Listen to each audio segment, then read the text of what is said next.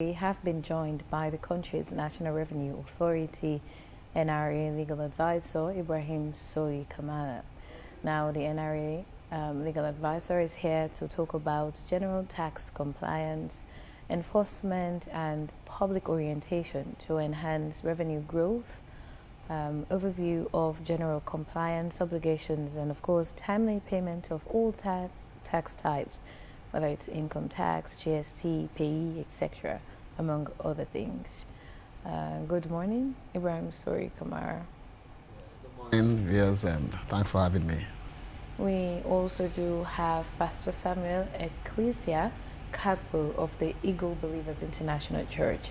Well, he'll be speaking on their 20th anniversary celebration on the 27th of April 2025, Independence Day.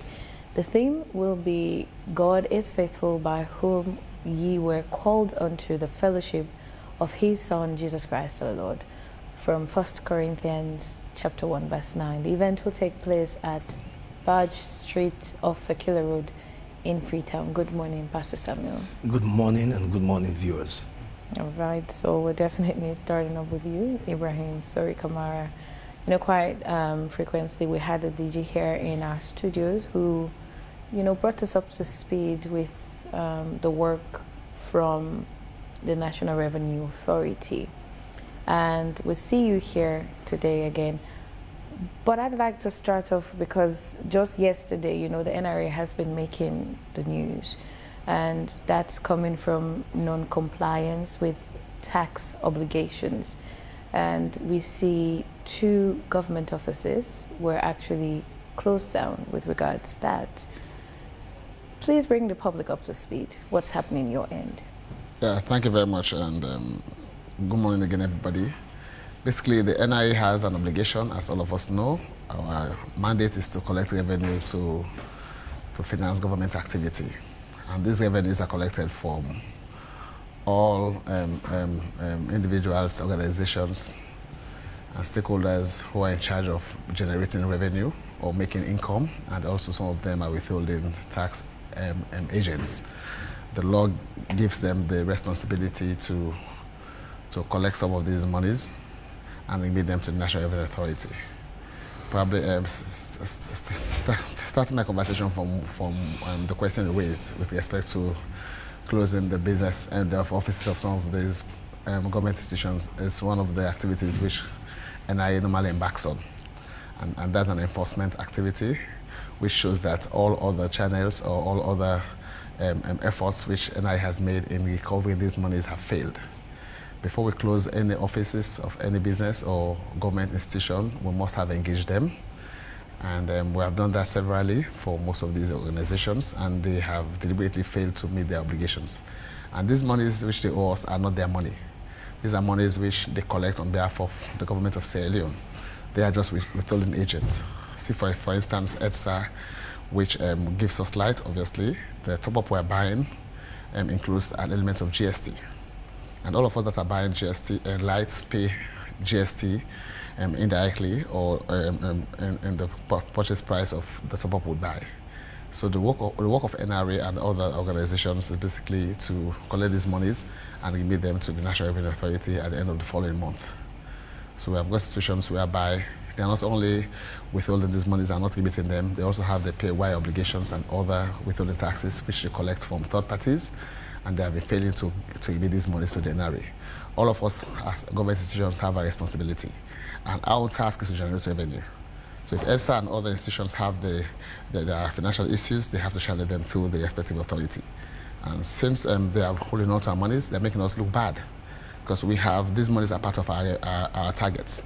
And NIA struggling or having challenges in meeting these targets may have contributed to them not doing what they're supposed to do under the law. So we have held a series of conversations, we have notified them, we have made payment plans severally, and they have not been complying with these payment plans and negotiations. So we're not going to sit by as a responsible institution which has the mandate to feed the county with the resources needed, and we will not sit by looking at these things happening recurrently. So we took up the bold step to close their offices. And that's just the beginning of our efforts. We are going to proceed in freezing the accounts, garnishing the accounts, and even taking more enforcement actions, even preventing their officials from traveling out of Sierra Leone, so as to force them to meet their obligations. And even if they have goods which they are going to import, we're going to block them from clearing those goods. You know, so that these monies will come into the government, and government have these monies to spend on us to improve our welfare as a nation. Exactly. The revenue collected will actually go a very long way, you know, with providing essential services Yes. for even citizens in the country. Yes, definitely. But how does this reflect on governance when it is government institutions themselves owing out on tax obligations? Well, definitely, these government institutions have their legal mandate. Some of them are semi-autonomous in nature, meaning that they have laws which will enacted their existence. They have their administration, which is independent of the central government operations. So they have the source of financing, they have their expenditure areas. So just like the NRA also has its own mandate from law, and we also have the way we finance our operations from the commission we get from the collection of revenues we do. So if these government institutions are part of the governance process, I think they should be the brightest example setters. They should make sure they meet their obligations. So if they are serving as agents, if you can imagine government institutions deducting PAY from the salaries of employees and not giving that money to government. So I don't know what kind of example we are trying to set as government institutions. So, and us not meeting our targets is like not doing our job. And the law is clear on that. So government institutions have their mandates. They have to carry out those mandates in line with the law. NRA also has its mandate, and we are carrying out our mandates in line with the law. So we'll not be sitting by and giving excuses. And mind you, one thing you have to know about NRA is that when we fail to meet our targets, we have issues with even the budget support partners, like the IMF, World Bank, and all the rest of it. So if we sit down and we see the money seated somewhere and somebody is just using that money to defray their expenditure, which is not what they're supposed to do by law, definitely we will have to take necessary actions. And that's what we're doing. If we're doing that for private entities or corporations and business houses, why shouldn't we do it for government institutions, which are supposed to set examples to do the right thing, to support government to carry out its activities? Are there any public agencies or institutions who are actually under scrutiny again for similar issues? There are a lot of them. We're now taking stock of all of them, and the government institutions are one of the largest debtors as far as our tax areas list is concerned. Private institutions are always trying to meet them. Even if they don't have money at the time, they come to us and they make commitments, and they go by those commitments. Government institutions will always tell us that government owe them. Government owe you, go and find a way to get the money from government. Because we're all government institutions and we have our mandates. We'll not be seated by understanding. And we've kept quiet all these years. These are libraries that have built up over the years. And we have been engaging them. And each time we show understanding, people just don't want to do the right thing. And we cannot sit by and say because A owes B and B owes C, so C should sit down and not getting money from A. So that's basically what we started doing, and we'll continue in another direction. Do you consider same as a lacuna on the side of the National Revenue Authority, having waited for this long to recoup monies that belongs to the people? It's not a lacuna. This is just and the way we also understand ourselves as government institutions. We understand the nitty-gritty of how all of us operate. But we cannot be seated there. We will not continue saying to grace may abound. We will not say because institutions are constrained with financial resources or all the rest of it, and we sit by and making us look very bad in terms of deliverables.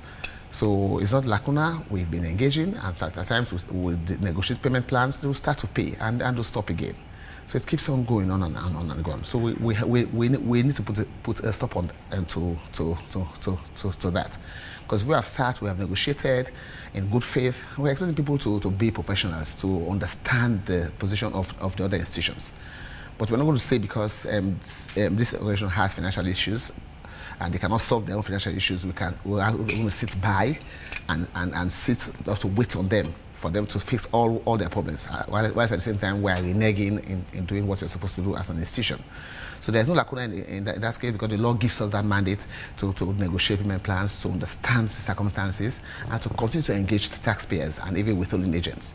But sitting by and not taking action when we have not been doing what we have agreed on doing definitely makes us look bad to some extent. So we're going to continue in that direction. All government institutions, private enterprises that own NRA, we're advising here at this point that come up to the NRA, start paying the taxes, come and make arrangements with the NRA so that we will not face this kind of situation going forward. Yesterday's action by the National Revenue Authority seemed to send signals to many other agencies that hold the authority. But again, for clarity purpose, what's the quantum of money we're talking about here? This money runs over hundreds of billions. It's a huge money. I don't even want to specify the amount here. It runs into hundreds of billions. Okay, so, and these are monies that form part of the target. You see, the last time we computed it was over 238, and we are still computing the numbers. You know, so it's very huge. And one thing you have to know here is that if NRA fails to collect, government is not going to pay salaries of civil servants. Do you want to sit by and see civil servants going on strike? The security forces are there. The hospitals are there. The free quality education. A lot of commitments on government. And each time we're crying that government is not giving us what we're supposed to get, we need to ask ourselves the question whether we're giving government what government deserves or what government is supposed to get by law. So if we are holding back to what we're supposed to support government with, indirectly we're stifling the operations of the state. And indirectly we're also impoverishing ourselves. So let us do our work. And this is not we're not saying that EDSA pays us profit on their earnings, because they are not for-profit making institution. They are utility providers. We are just saying that what you have taken from the public, give it to us. It's not your money. And if you are holding back to that money is not meant to defray your expenditure as an institution. It is meant to pass over to the NRA. So even if you have issues with finances, give us the money, government gives you back that money. That's how it works. It's a circular flow. But you don't be holding it and you keep it and you say you're going to use it to defray your expenditure. That is totally illegal. Will this have any impact on the closure? Will it have any impact on service delivery, you know? No, we don't think so. That is why we have not closed the main operational sites of EDSA. We have closed the administrative building where the CEO or probably the CFO sits.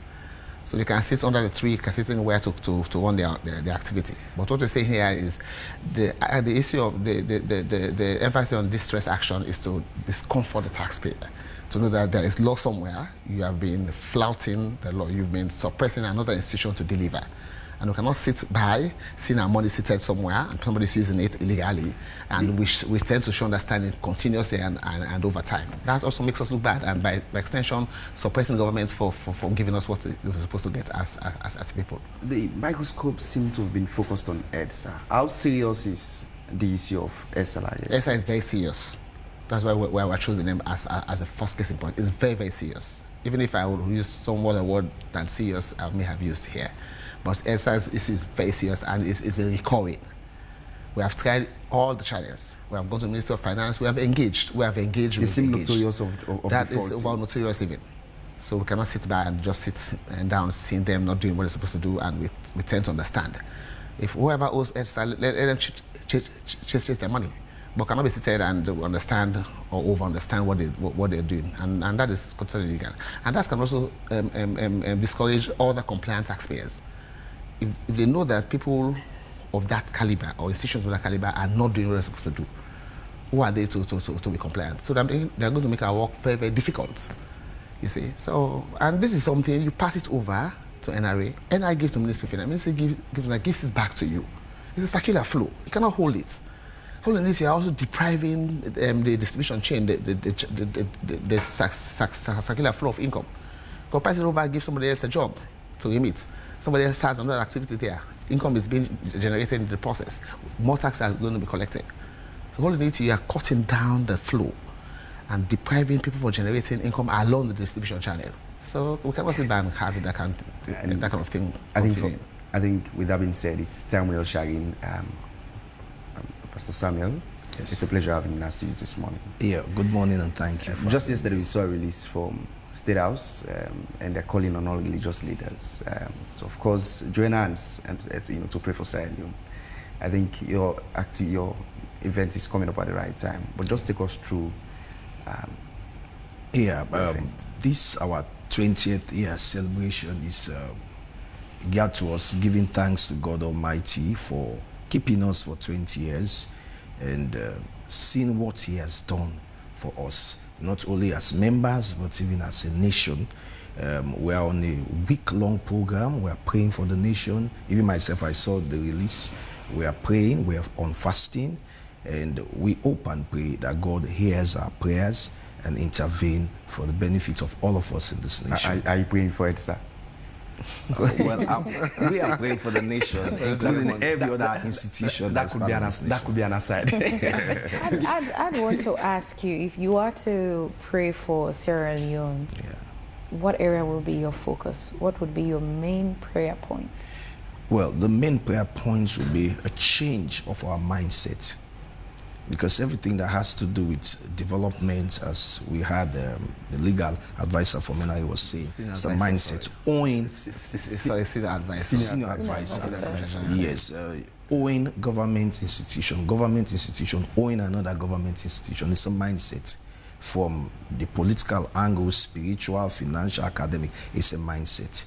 And so if God could change our mindset, I believe everything will fall into place. You go to universities, students are into malpractice, is the mindset. And so for me, that would be my focus of prayer. And what will you be celebrating at 20 years? Well, according to the theme for a short, is God celebrating God's faithfulness. Like for me, I think I'm one of the examples of the church. I came to the church as someone who was smoking, drinking. I've lost hope. After my WAS exam, there was no one to help me. So I turned into the other side. But God came in and rescued me. And now, praises be to God, got my WAS results. Been in 1 to 3 different institutions. And me being that kind of role model to young people, I'm drawing many young people to the church. And like the Bible says in 1 Samuel 22, David was running from Saul. He went to a place called the Cave of Adullam, where there were disgruntled men. He transformed them into a mighty army. If you go to our church today, we had in fact students now in Japan, America, Nigeria, Netherlands, who came in raw, empty, no family background, no financial support. Today, by the grace of God, God has helped them to be there. And most of us are in the university now, studying different programs. But Pastor Samuel, do you think that was as a result of the church or your personal decision? Well, I would say it's a three-way. One from God through the church to our personal decision, because I used to have retreat, and there's always one topic we handle: rising from academic defeat, because I've been defeated before academically. So God helped me now. I deemed fit to have that topic throughout our retreat, rising from academic defeat, and that has been helping young people. Today you go to our church, one of the desire, apart from pleasing God, is to go back to their destiny, getting their words, going back to university, to be able to capacitate themselves for the future. Because the gospel is not all about preaching, it's about your capacity. What can you give out even when you are preaching? And you... Go on. Yes, go on. Okay, you mentioned, you recounted your history briefly. I mean, your background coming from an addict, I would say. Yeah. And we actually find ourselves in a society as well where we're struggling with addiction. How were you able to transform through that time? I mean, whether it was a spiritual stance and your physical conscious decision to say you're walking away from that and accepting change? Well, I would see it as a two-way, because almost all churches are praying generally for the salvation of souls. I believe it was not a personal evangelism to me, but the prayers of the saints touched me.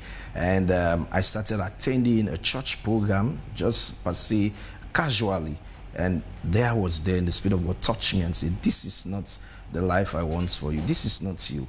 So I took another step, a personal decision to quit from what I was doing. But was it easy? it wasn't easy, because I kept going back And this is the reality that most pastors will not say. Change, at times, change is not just automatic. There are times you find yourself going back, but your desire is not there. Like Paul said, the things I want to do are not the things I do. The things I don't want to do are the things I find myself doing. But it was a conscious effort, pray with it, and I had a time of counseling with men of God, and they helped me through by the grace of God. We've seen the influx of many churches in country as we speak. But why should one worship with Eagle Believers International Church? Well, as the name implies, it's coming from Isaiah 40:31. See, they that wait upon the Lord, we shall renew their strength. They shall mount up with wings as an eagle. And our motto is, on Christ the solid rock we stand. Matthew 16:13-16. And Eagle Believers is like a family church, because Jesus, his ministry on earth was holistic, not only spiritual. He fed 4,000, he fed 5,000, he fed over 6,000 people, and he tried to transform people, even in the temple. Those who were doing some malpractices, he had to kick them out of it. So the church Eagle Believers we are preaching the holistic gospel of Jesus Christ: holiness, righteousness, spirituality, academic excellence, and integrity, character, so that we help build the people that are there who are in different institutions, different academic places, and even in their business centers. All right, so the event that's happening on the 27th, right? Yeah. What will you be featuring? What will you have, and what should attendees also expect? Yes. Before going to that, we're having a week-long program. On Monday, we're having a Servant of God, Pastor EDSA. On Tuesday, Reverend SALONE. On Wednesday, Pastor Sandy. On Thursday, yesterday, it was a senior pastor who ministered so powerfully on the theme, the faithfulness of God. And so today, as I'm speaking, the youth and the women, they are on outreach now, talking to people, going across, inviting them to the program, and also sharing the gospel of Jesus Christ to them. And tomorrow, Saturday, we will be visiting one of the government hospitals that is dealing with infants and maternity health, and we'll be sharing some gifts to them and praying for the babies who are hospitalized. And we trust God that the healing power of God will be there. And then on Sunday will be the grand Thanksgiving celebration. So say, God, we thank you for protection, like he said in Psalm 103 verse 1 to 5. God has forgiven our sins, our iniquity. He has healed us from our sicknesses and disease. He has redeemed our lives from destruction. He has crowned us with loving kindness and tender mercies, so that our youth are renewed as that of the eagle. So we are going to have a sound man of God that day, who is Reverend Dr. Best man. People used to call him Daddy D. He's a co-founder of Freetown Bible Training Center. He'll be ministering the word of God, and people know him for the revivalist. And we are set. Preparations are ongoing to have a wonderful celebration and Thanksgiving service. It's time we take a story. Of course, yesterday's activity by the National Revenue Authority, I believe the public will be in a haste to see what's, of course, transpired yesterday. But in an ongoing effort to improve public revenue collection and ensure financial compliance, the National Revenue Authority has taken firm actions against two of the country's key government agencies in a rare but decisive move. The NRA temporarily sealed off the Office of the Electricity Distribution and Supply Authority, EDSA, and the SALONE Road Safety Authority, both cited for non-compliance with tax obligation. Yero Jallo report. A quiet morning turned tense at the Electricity House in Freetown as enforcement officers from the National Revenue Authority arrived to carry out a major compliance operation. By midday, the doors of the Electricity Distribution and Supply Authority, EDSA, were shut. A similar scene unfolded at the Sierra Leone Road Safety Authority, SLRSA, where staff and management were asked to vacate the premises. The message from the NRA was clear: tax compliance is not optional.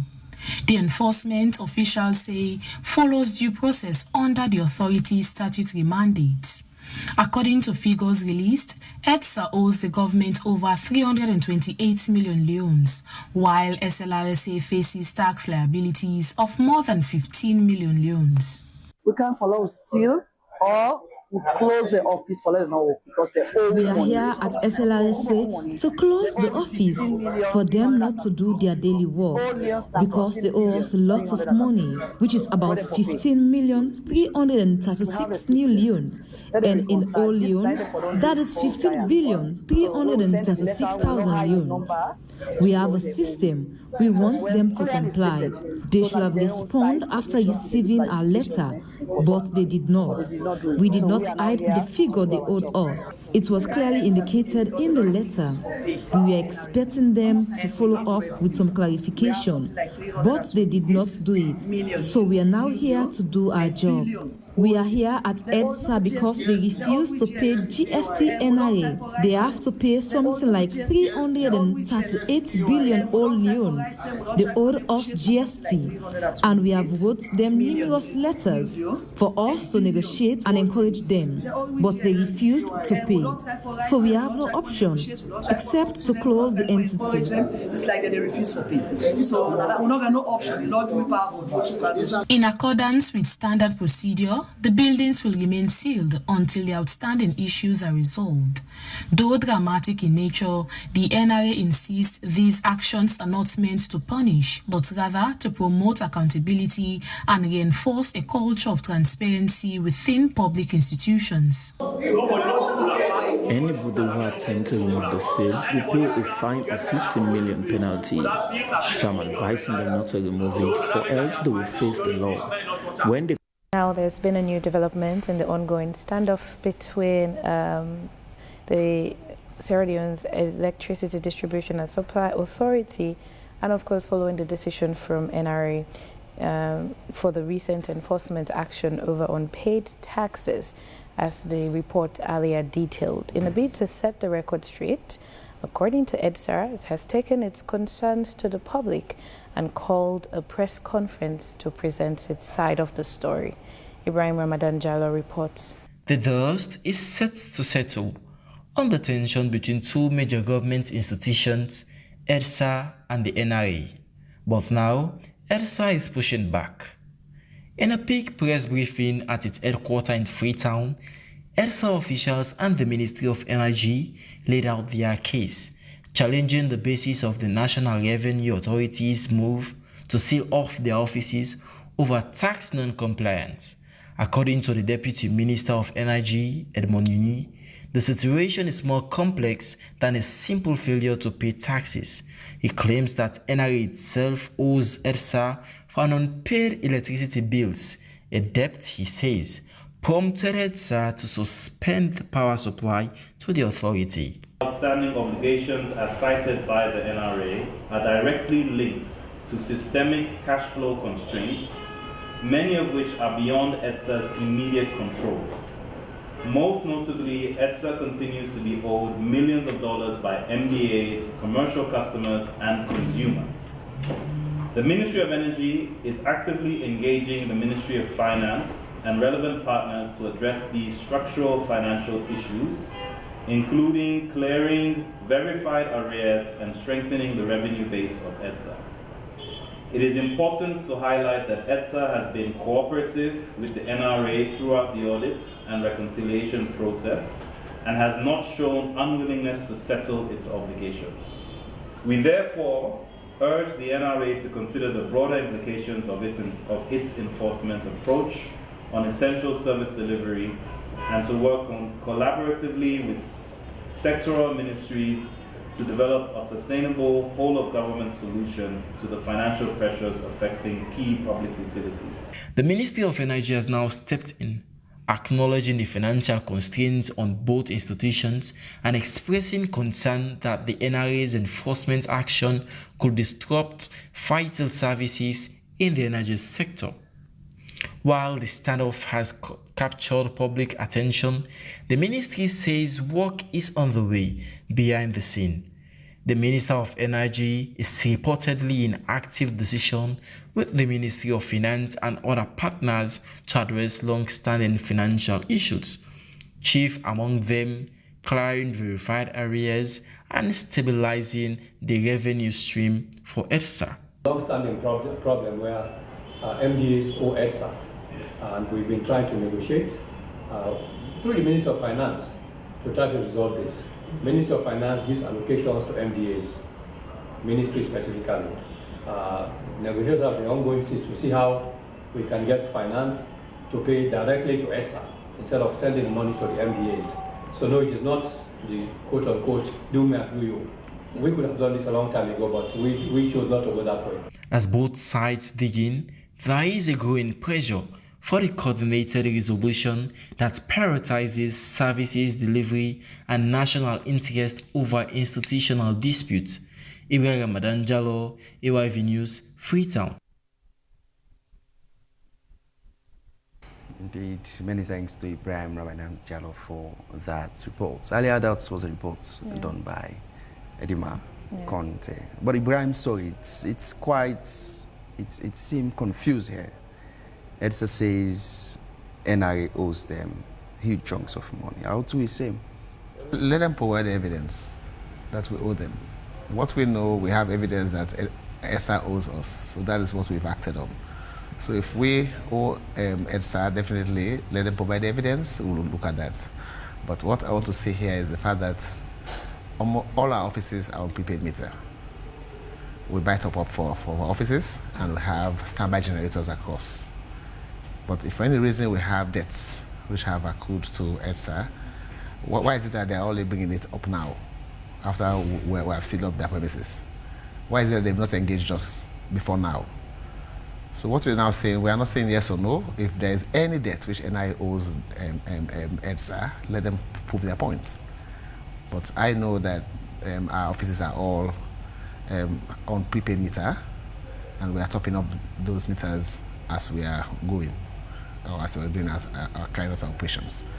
So that's what I want to say here. And moving on to enforcement action is the last resort. And I always believe in the carrot approach first. Engagement. We have been on this time without number. EDSA will attest to that fact. We have gone to the Ministry of Finance, we have met the minister, we have engaged over the years. It's been a long outstanding thing. We'll go to a point when they'll start to comply. After a while, they'll stop. And we keep on seeing debts accruing. There was a time when we even negotiated that, let us put the old debts on payment plan. Let us see how we can stop recurring these debts by meeting your current obligations. And we have a percentage of the old ones which you'll be paying over time. But they're not even complying with that kind of understanding, which we have got a few years ago. So this is not debt that has accrued yesterday, neither the day before yesterday, but a couple of years down the road. And we have been showing too much understanding. And we are now looking bad because we are not able to deliver. As we see ways to wrap up this segment, tax payments indicators from your earlier submissions seem very weak and low. What do you think might have been the reason for sale? Okay, tax payments, basically, let's have it clear here that nobody wants to pay taxes. That is why the tax laws globally are structured in two different ways. You have taxes you pay from your earnings, which is the income tax, and those you pay from consumption, which is the expenditure tax. From the income tax, we try to tax people that earn income from different sources. If you're an employee, you pay tax on your salary and allowances, which we call the pay-as-you-earn tax. If you're a businessman, you pay corporate tax if it's a company, or if you're a private businessman, obviously you pay personal income tax from the income you're making from the organization. So all of these taxes, the first thing is that you have to make sure your enterprise is registered with the NRA, and you have a unique number, which is the tax identification number, which is TIN. So once you are registered, you have the TIN, we now incorporate you into our database, and you now form part of our compliance metrics. So periodically, once you are registered, the next requirement as far as compliance is concerned is to file your returns. Returns are simple forms which you complete periodically to update the NRA what you've been doing in terms of income and expenditure. And you tell us what profit you've made, if at all there is any, and what taxes that are accrue those profits. So firstly, you have to register, which is mandated by law. That is why the issue of registration is done by a separate institution, two institutions, the Office of Registrar General, ORG at CBLIN, and the Corporate Service, Corporate Affairs Commission. These are the two institutions that are mandated by law to do registration. NI Expenses is there. So we capture them as business are given birth to. We capture them at that point, we give them a TIN number, we put them into our system. So the next phase is to file the returns. When registering, you have to register for the kind of tax that you're supposed to pay. An employer registers for employee because it's an agent, and corporate tax or profit tax, as the case may be. So you file these returns periodically, and you make the payments to the NRA. And the next thing after filing payments, the next thing is to report. At the end of the year, you also have to report to the NRA what has become of your business for the previous year. That is why on the 30th of April this year, which is next week, that is the date for filing of annual income tax returns. Because when the year ends, 30 December, for instance, 2024, the law gives the businesses 4 months to put their financial statements together and to audit these accounts and to send them to the NRA. So when you've registered, you pay provisional assessments quarterly. Every 3 months, you pay quarterly installments from the estimated profits. When the year ends, you now put together your final returns and you file them to the NRA on the 30th of April. So next week again, we are supposed to see businesses filing in their annual returns for 2024. And those returns are supposed to be audited by a group by a chartered accounting firm. So, and after you've paid all those installments during the course of last year, and you still have some excess of profit that you have disclosed in the annual financial statements, audited obviously, you have to pay that difference to the NRA, which we call 5th installment. So I'm also advising businesses here that the 30th of April is the last day for filing of annual income statement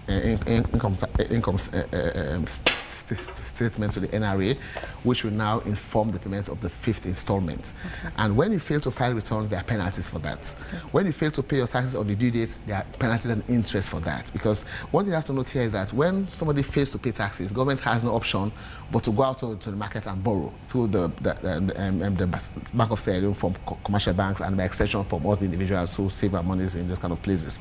So when government borrows money, what does that mean? Government pays interest on those borrowings. Who is going to finance that interest cost? It's the taxpayer who has failed to meet its obligation on the due dates. So that is why non-payment of taxes or late payment of taxes are normally compounded with penalties and interest payments, because we have to generate the money government is going to spend on the borrowings government has made to finance its budget. Okay. So this is something people have to know clearly here.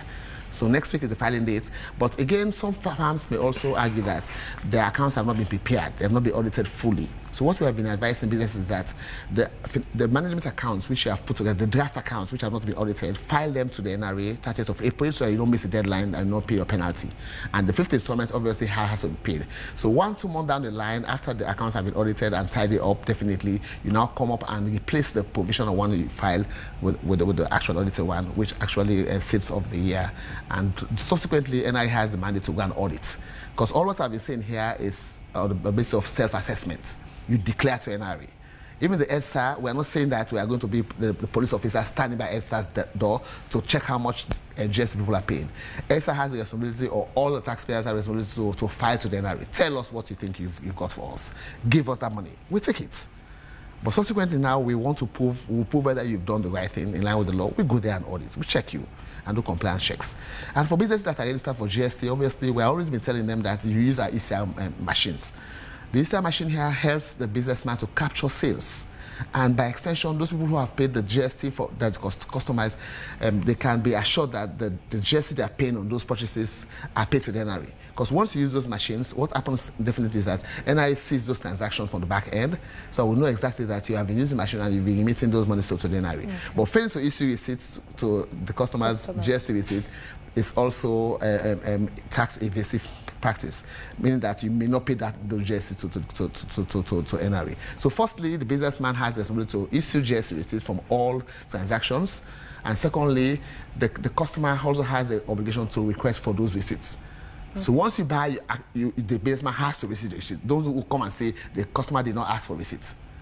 All right. And on the other side again, when the customer wants to leave the premises, please make sure you collect your NRA receipts. Okay. So that is an assurance to show that the GST they have collected from you is reported to by the NRA. So the moment you fail to ask for those receipts or issues, what are you doing as a customer? You are enriching the businessman, because those businessmen may not pay those monies to NRA. And by extension, you're not supporting government to give you the services the government is supposed to give you, because your money is being held by somebody who is not supposed to eat that money. Okay, thank you very much, Ibrahim Sorie. Definitely the conversation will keep, we'll continue with the conversations, because we still have a lot to learn from your side. But in a minute, Pastor Samuel, just round off and give us details about the event, your event that's happening on Sunday. In a minute, how can viewers also participate if they want to be a part? Yes, thank you very much. So the event is on Sunday, the 27th of April, 9:30 a.m. in the morning, number 5 Beach Street, Circular Road, Freetown, Eagle Believers International Church. On behalf of the senior pastor, Apostle Wilson, pastors and members of Eagle Believers, we are inviting everyone. And also, arrangements are on. It will be shown through the internet, Facebook, and we have to send our channels to different WhatsApp group and other media channels as well. And the program is going to be wonderful, and we are trusting God. It's all about thanking God for keeping us, blessing us, and for the things He had in store for us coming in the future. All right. Thank you very much, Pastor Samuel Ecclesia Cabo of the Eagle Believers International Church, and also to Ibrahim Sorie Kamara, the Senior Advisor at the National Revenue Authority.